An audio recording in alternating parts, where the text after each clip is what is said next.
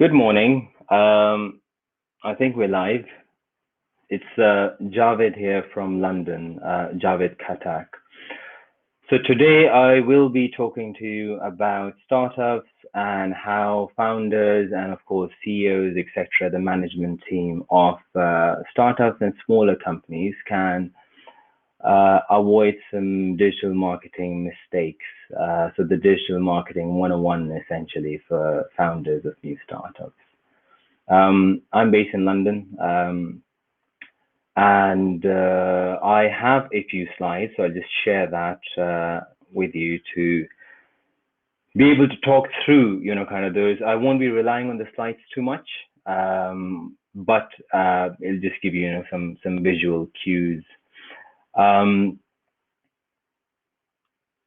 So what we will be covering over the next 45 minutes, a little bit about me initially, then how I see, kind of journeys, i.e. What the startup journey looks like, and then product journeys within a startup, because ultimately a startup is about something. And then I want to, kind of talk about the marketing options that a startup has, and the benefits and the pitfalls of the various options, and then at the end some final tips and things to watch out for from my own experiences and blunders. And at the end we'll have 5 minutes for Q&A session, because I'm told that we've got a chat feature that the viewers can ask questions. Right, so next slide. About me. I am not a marketer by training. I qualified, I graduated from the London School of Economics in actuarial science. Then I became the fellow of the Institute and Faculty of Actuaries. It's considered as one of the most toughest qualifications in the world, not sure, but that makes me more a mathematician and a finance person. Originally, I started in, working for some of the largest companies in the world, like GlaxoSmithKline, Marks and Spencer's, Thomson Reuters, etc., etc. I was, leading funds of over £6 billion per client. I've done, M&A deals of over $500 million type of thing. I've led projects for large projects with hundreds of teams. Millions of dollars of budget before I came into the startup world. And then I joined a startup company that had $5.2 million raised in an ICO. So it was a crypto blockchain based startup. I joined it as a CFO, helped convert it from $5.2 million to over $100 million in 1 year, and really enjoyed that journey of, working in a startup. You kind of realize that consulting and big company is great. I learned so much there that I could bring over to the startup world. But what I enjoyed about more about startups and SMEs, that's where the innovation happens. That's where you can create products that you can leave a lasting impact on the world. Essentially, you can change the world. So I've been quoted in the press in some very reputable, names. And I have now several of my own businesses. So after joining the startup as a CFO, I joined another one, again, CFO and board member. I am still there. It's called Studium. It's a blockchain company. As well, and at the same time I consult for various other businesses, and over the last 5-6 years or more since I've been in the startup world, I've got my own 3 businesses essentially, which you can see on the screen. So I've got Seabytes, that is the software technology business where we develop enterprise software, website, our own softwares and digital marketing solutions for our own businesses and our clients. Then I've got my own consulting firm, which is branded as my own name, javedkhattak.com. And then I've got a FCA registered fund here in the UK, which can hold funds of up to 500 million euros. And it's a property investment platform, so thisproperties.com. I'm also, kind of advising several other businesses. I'm co-founder of, kind of other businesses. For example, we're just launching a pure software SaaS business, kind of B2B focused on wellness of, the end employee, essentially. And I'm a bit of a tech geek at heart, kind of I love technology. I've taught myself genetic algorithms. I taught myself digital marketing. And we'll go through, kind of a little bit of that story once we get into the nuts and bolts. And for my businesses, we've got offices, kind of around the world. So just a little bit of background there. And now moving on to the actual content. So startup journey, the way I see it, at least. Obviously, each startup is unique, depending on the product, and the journey ends up just depending upon the circumstances, the management team, or the leadership, and it can be different. But my experience, kind of has shown me a few things, and it's a little bit like this, kind of, and it could be some steps could be before others, but most of these steps do tend to, kind of exist in some shape or form. So initially, you end up having a product or an idea in your mind. And I've crossed that out on purpose as the first step. That whilst that does tend to be where most startups, kind of originate, and it's fine for that to happen like that. But the reason why I've crossed that out is that the more important thing is not about an idea that has popped up into somebody's mind. The more important thing is what is the product market fit? What kind of demand does that particular idea or product offering has in the market? And what are the competitors? Kind of, is it solving a real world problem, and so on and so forth. So the moment somebody has a product and idea, I would suggest that is the next step, that they need to do the analysis, the research, and so on and so forth. Once you've done that and you think that the product, you've asked various friends, and kind of you've tested the idea in some shape or form with mentors and so on and so forth, you talk about kind of then moving into the MVP, so minimum viable product. Even if you've got funds, I would suggest not spend those funds, kind of first. Just create a bare bones, offering that works, that can test the idea essentially. We do this day in and day out for our own businesses and our clients, and obviously we help kind of people understand how things can be tested and so on and so forth. But today obviously it's more about marketing, so we'll focus on that. Then obviously once you've got the product, you do market testing, and then based on that testing and feedback, you end up refining your product idea. And depending upon what level your MVP is at, what refinement level you're at, what your budgets are, etc., then obviously you might just be refining, or you may need to pivot. Again, lean startup concepts. Once you've kind of proven the idea, then obviously you start focusing on getting a little bit more team. Initially, it's usually equity based, so kind of wider leadership, kind of more senior managers and so on and so forth. And you, at this stage, you may have already done some kind of funding at the MVP level, or kind of once you've tested that. Usually angel investors, family, friends. That's why I haven't included that as a separate step. But once you've kind of then got a live product by hiring a team, and kind of your MVP is working, and you've got a beta product or a live product, then you actually think about scaling the business. So you end up kind of going to market for more funding. And you end up kind of doing the various funding rounds, because obviously the seed round's already done, so round A, B, etc. And then obviously it's a proper scale up. You've got now funds, and you think about scaling up the team, kind of getting on board more clients, and just simply scale up the business. So within a startup, obviously it's about a service, a product, some kind of a product offering. So how does your product journey, kind of look like? You end up developing the product, and obviously this applies at the MVP level, and then, kind of later when you're refining and pivoting and so on and so forth. So you end up developing the product. So you've got your product development team. That might be, if it's a technology, software, or website platform type of solution. Then obviously it might be a team of developers. If it's kind of a physical product, for example, we're working with a client where they were launching a health-based, kind of physical product that would help improve people's health, etc., etc. Then that might be kind of a team of designers, and then kind of 3D, kind of converting that into the design into a 3D model that could then be manufactured. So you'd have that kind of piece involved. And the product development can be a really big and different types of experts coming together, right? Engineers and developers and designers and so on and so forth.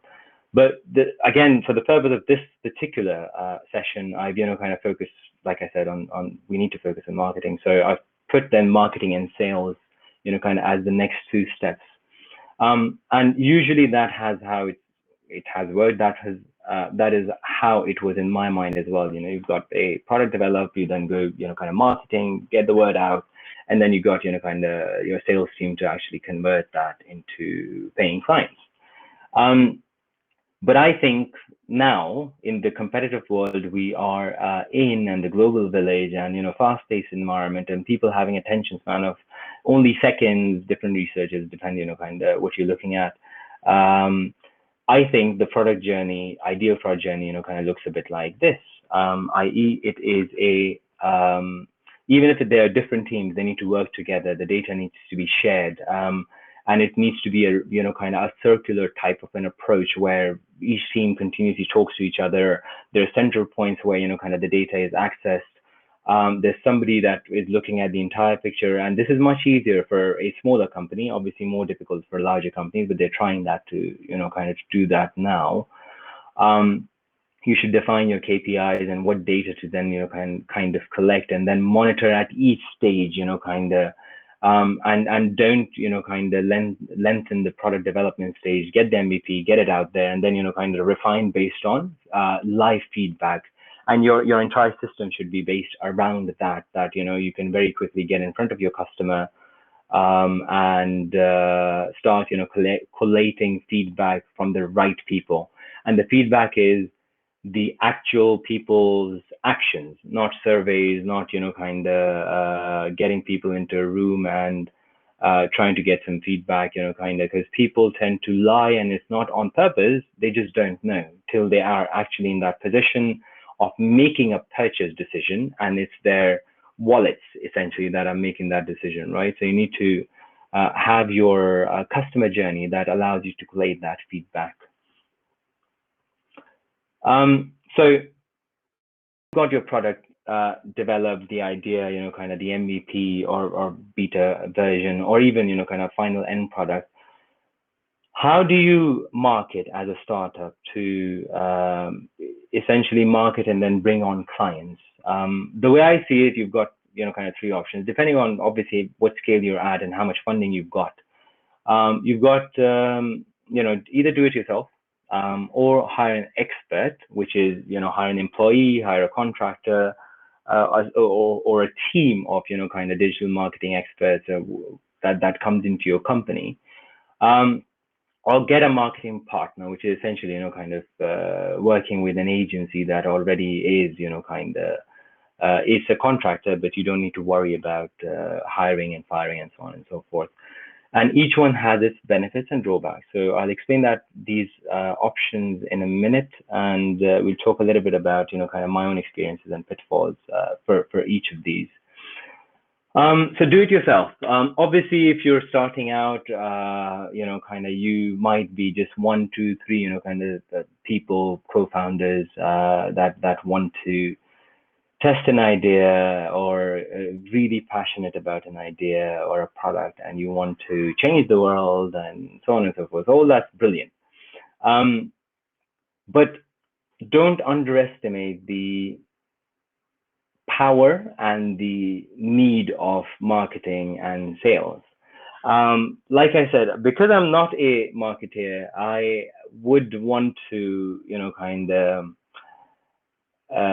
share that I, like probably, I don't know, most people, I'm not very always thought marketing and sales is easy. It's more, kind of the product development and the engineers and the software, guys, and so on and so forth, and the product itself, the idea that carries most value. But very quickly, when I, kind of jumped into the startup world with my own businesses, did I realize that that is not the case. Marketing, I think, is not rocket, but there is a core level of knowledge which has over the years become a lot more complicated. But if you are intelligent, you're smart, you can actually pick on that knowledge. And I think it is more about not it being difficult, but the time to invest into it, and then the discipline to actually do it.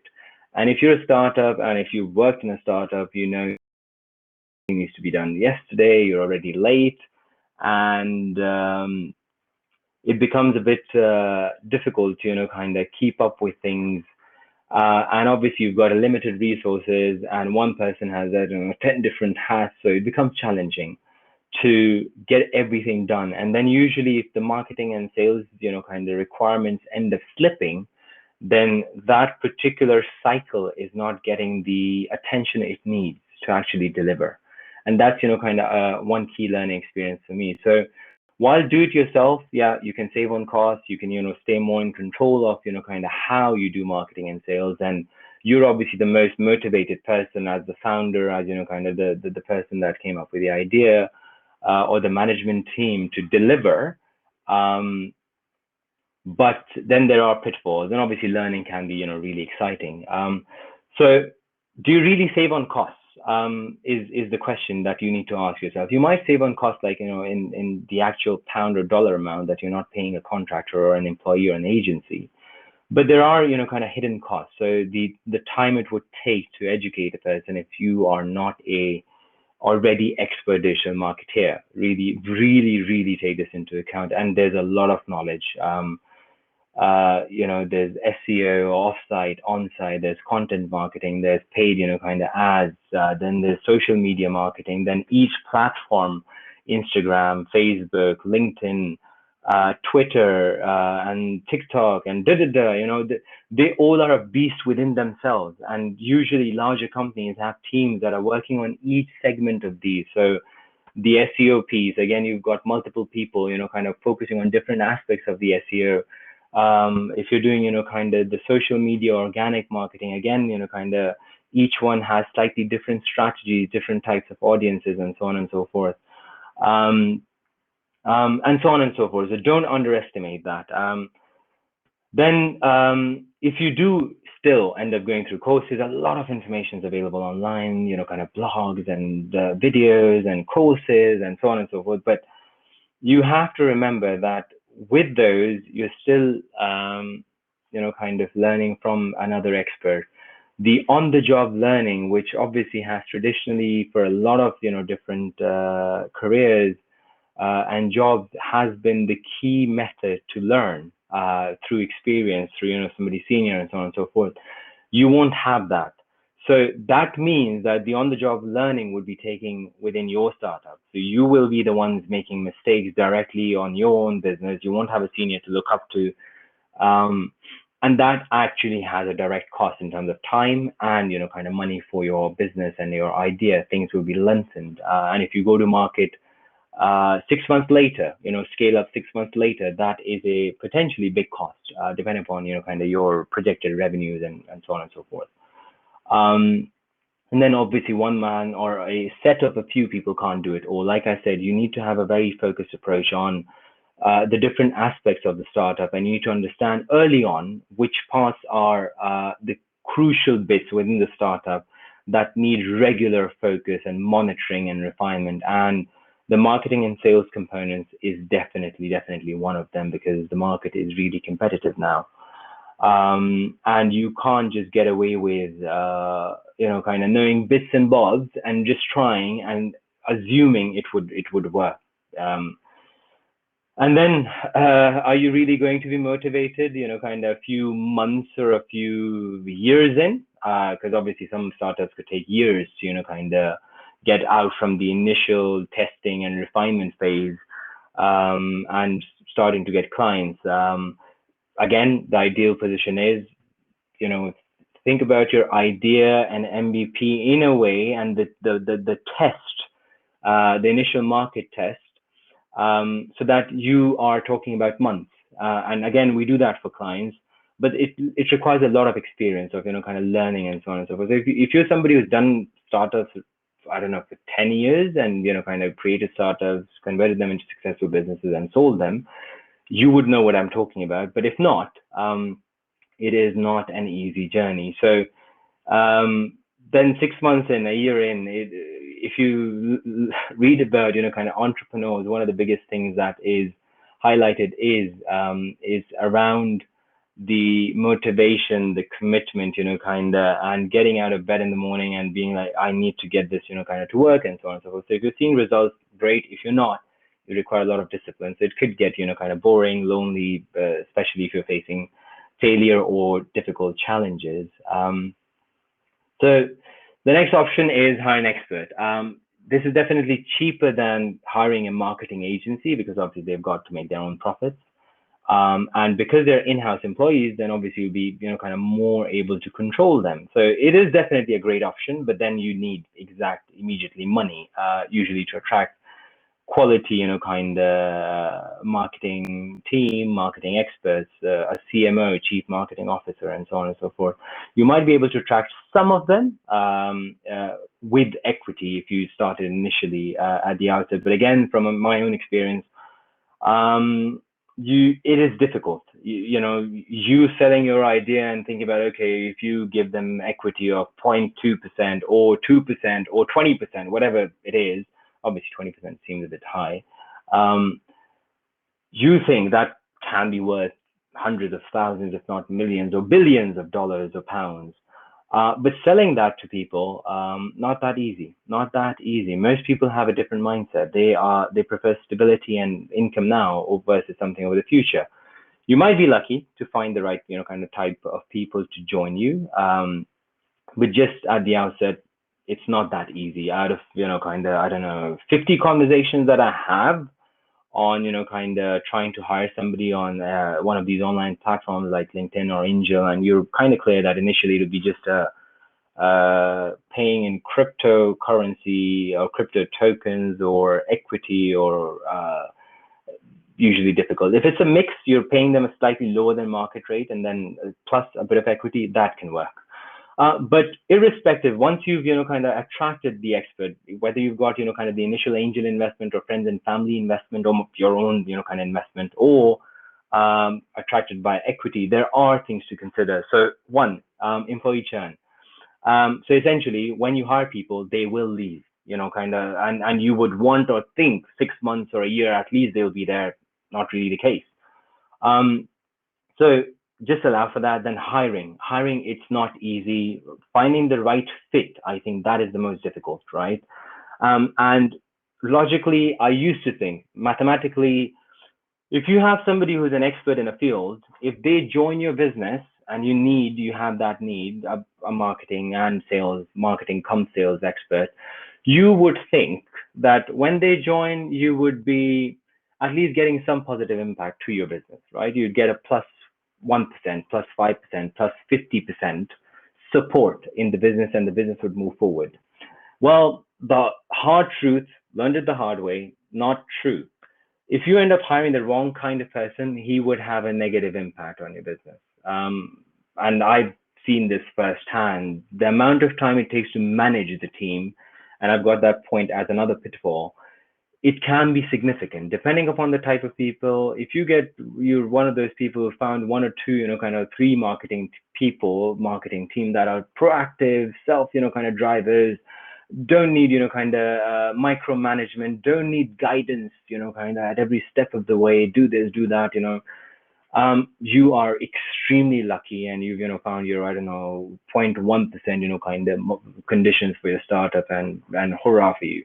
But other than that, again, what I've seen with my clients and myself, again, within my business, I've got a team of 100 plus, kind of different businesses and so on and so forth. So not easy to manage them. And when you get the wrong kind of person, not a personality fit, not having the right skill set, promising a lot but not being able to deliver, they will have a negative impact on your business, because the amount of time it would take to manage them, to train them, they could have a negative impact on the morale and motivation of the rest of the team. So just make sure when you're hiring, you know what to look out for. That includes not just the technical skills. And if you don't find the right person for a week, a month, or 6 months, don't hire would be my advice. But if you find the right team, brilliant, kind of bring things in-house, take control, take charge, start moving forward, and you've got easier way of creating that circular loop of the ideal product journey that we talked about earlier. Right. The third option you've got is, okay, not bother yourself with hiring people and the entire bit and so on and so forth, just get a marketing agency. You can get some of the best expertise out there because these guys have worked with, kind of for marketing companies or in marketing departments of larger companies for years.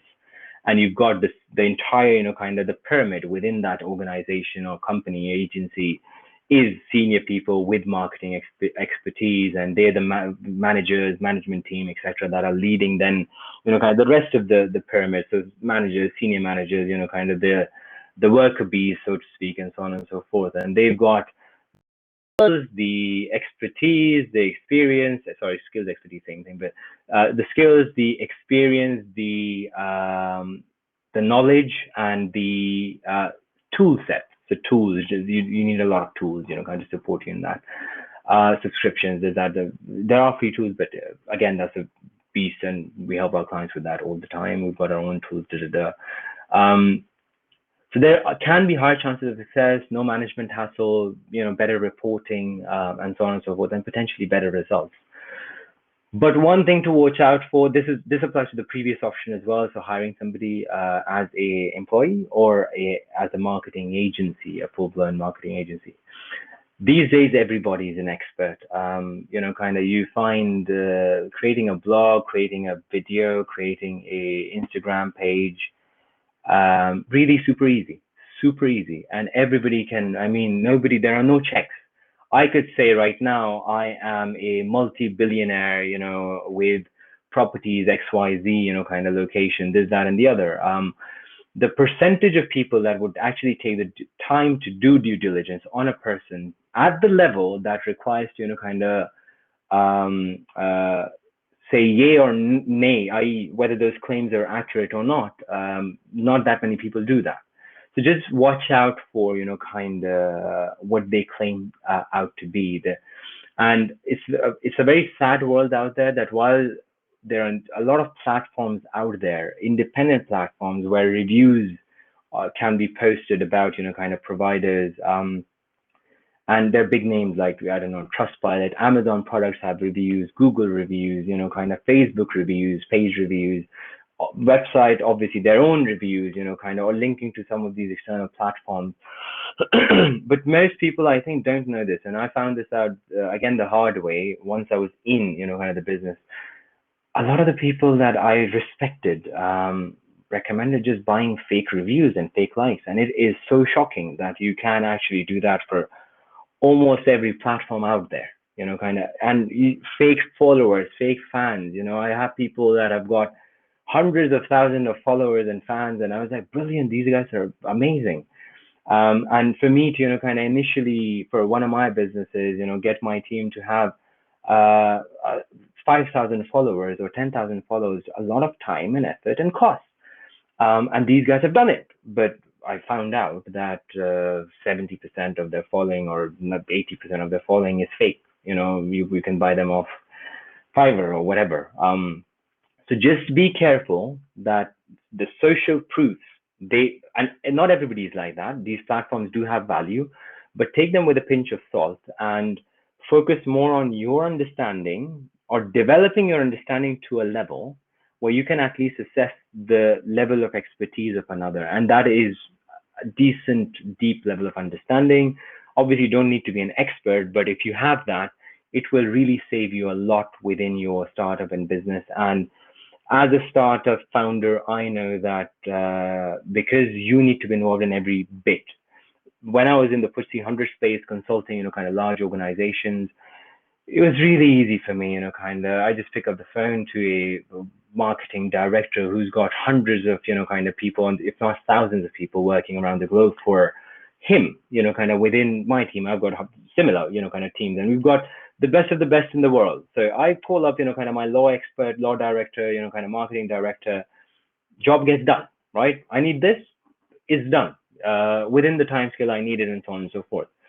But when you're not in that kind of type of environment, then finding the right people, the experts, as a founder, you're involved in everything. You can't rely on your even chief marketing officer. Again, I've got that experience where I had a chief marketing officer, um,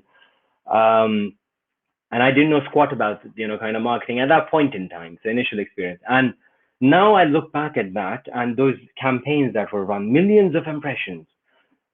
You could round the conversion rates to 0%. Kind of the website, basic stuff. Website did not have any, kind of tag manager type of a solution installed. It did not have any pixels or tracking, kind of Google tracking, Google Analytics, Facebook Pixel installed. If they did install, kind of some of the later guys did install that, then they didn't know how to, the best practices to install that, and then how to utilize that to actually, kind of gain data and metrics and then refine your entire funnel based on that. So everybody's an expert. Just, kind of be wary. If I'm saying, I've worked for some of the biggest organizations, I've led, kind of huge funds and so on and so forth.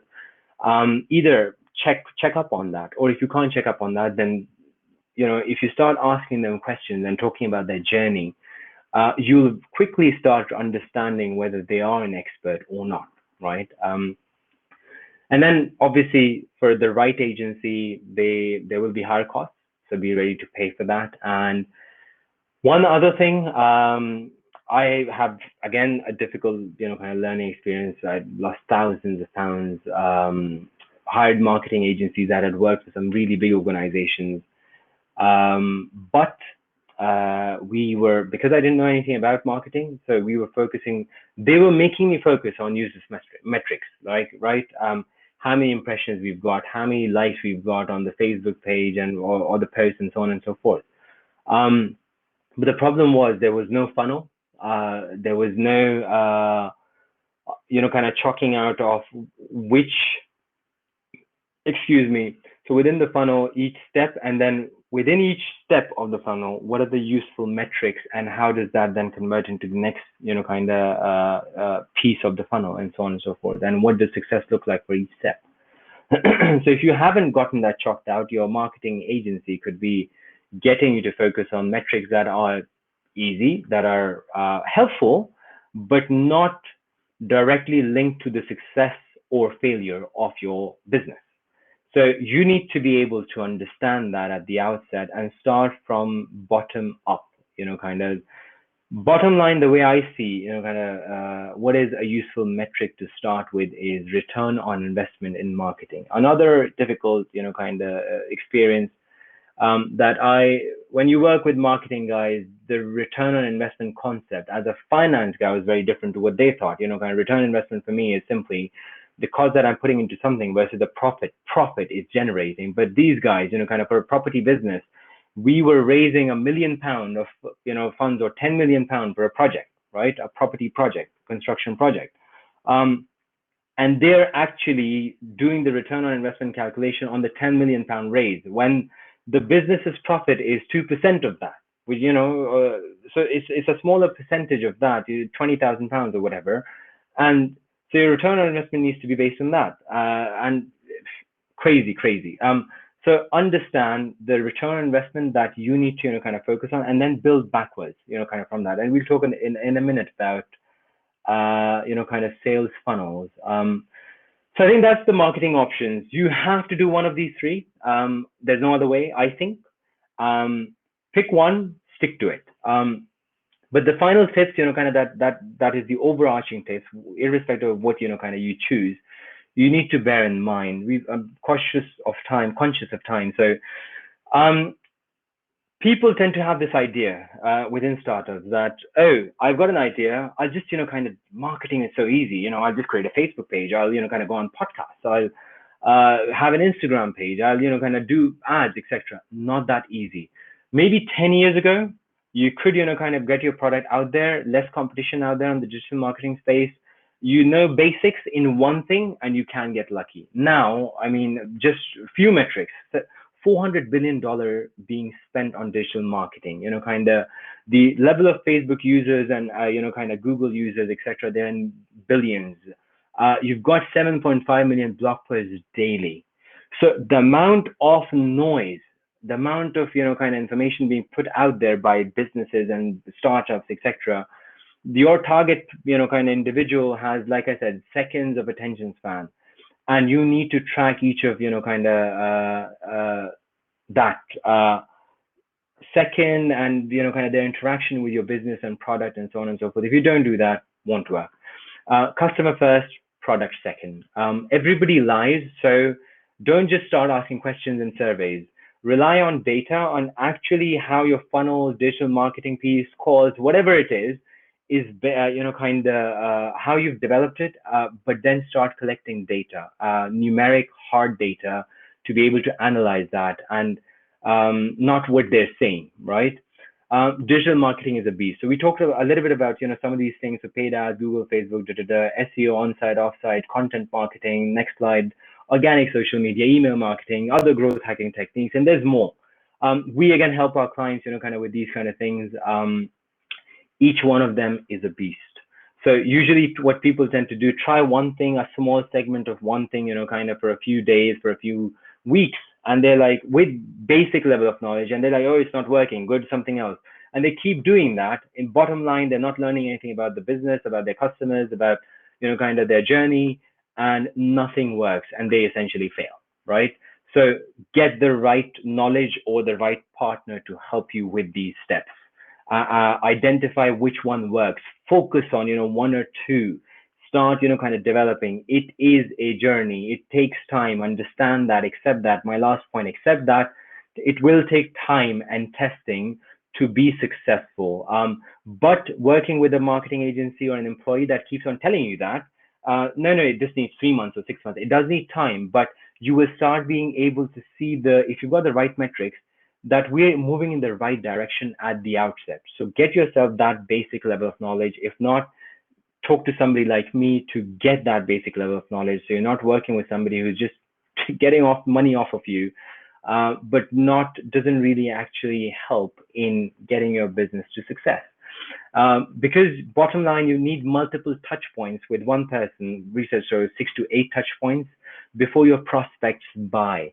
If you've got an omni-channel approach, you touch a person on social media, so Facebook, then, kind of you touch them on email marketing, then you touch them via a landing page, then you touch them with a call, kind of, that's a omni-channel approach that builds trust quicker. So you might need lower touch points.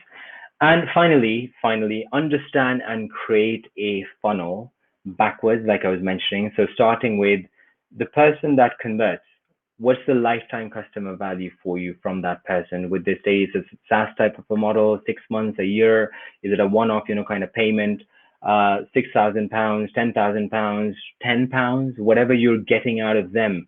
What's the lifetime customer value? And what is your rest of the entire business cost, kind of fixed costs and variable costs that would need to be accounted for each customer? Do that calculation. And then how much do you have left for, kind of within the cost piece to spend on marketing, right?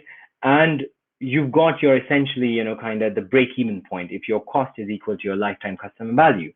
And then you work backwards. So within a funnel, a simplest of funnel is awareness at the initially, kind of brand awareness, product awareness, and so on and so forth.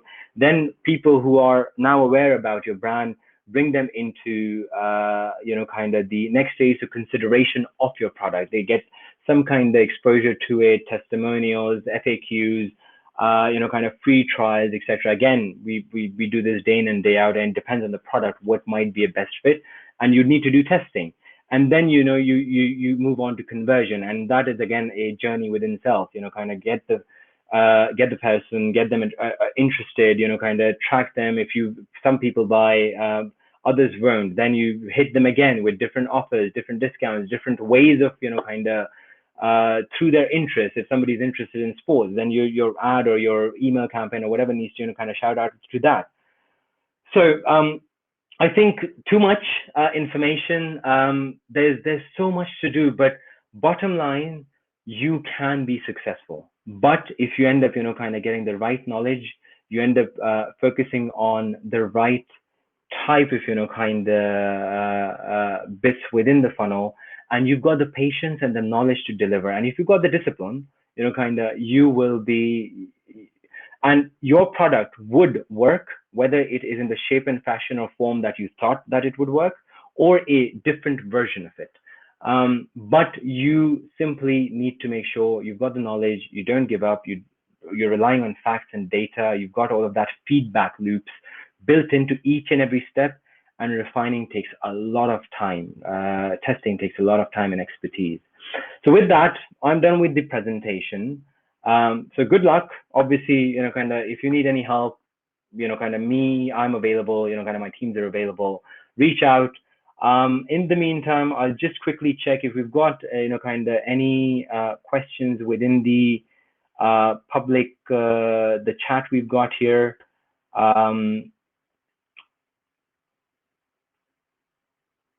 So I am told that there might be recordings available, but I'm not sure. But again, the moderators are actually saying that potentially it's just, kind of live. Thank you very much for the positive feedback.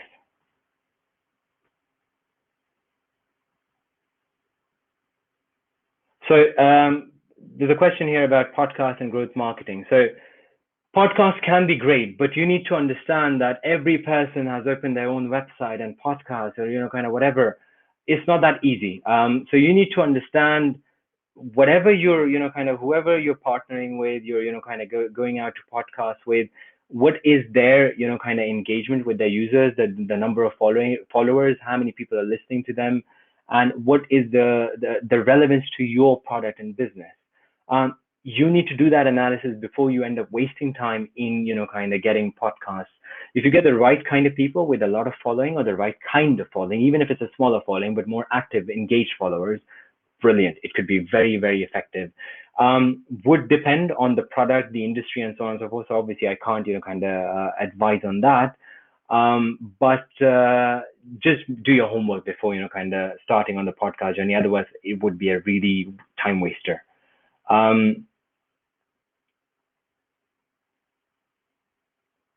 So personas, really important in your sales funnel.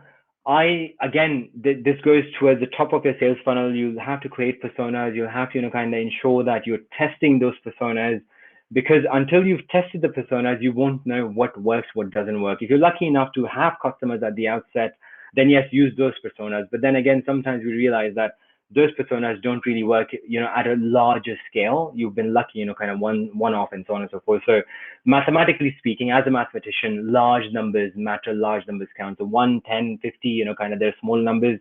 The larger, kind of set of tests you can do, the more sure you'll be about the outcome, essentially. Right. So I think that's all the questions I've got. I've got somebody, kind of saying, finance startup here. We currently made the MVP. Best of luck. Obviously, finance background, love, kind of fintech startups, done too many of those. So anything I can help out with, kind of, obviously, we've got just a minute left, so we can, kind of reach out to me. And we've got the answer to that as well. VIP passes get, kind of access to recordings. Right, so we've got 50 seconds left. I think I hope this was useful. This was relevant. We've got, kind of right now a lot of different offerings that we're offering to our clients, kind of understand the digital marketing piece. We've got a tool called Bitomate. So you can check it out on seabuys.com, or reach out to me and I'll, kind of highlight. So we're using LinkedIn to reach out to thousands of leads, kind of per month. Through A/B testing, kind of some of the market leading features to, kind of help clients. But the focus there is data. Everything that we develop, everything that we work with our clients, with our own businesses, we end up, kind of build that data feedback and loop in. So make sure you do that. If you don't, I don't think you'll be successful. You might get lucky, but if you do that, you will be successful. Don't give up on your dream and hopes. And I'm really confident in, kind of yourselves to actually achieve what you set out to achieve. So with that, I would say goodbye, and hopefully you found this useful.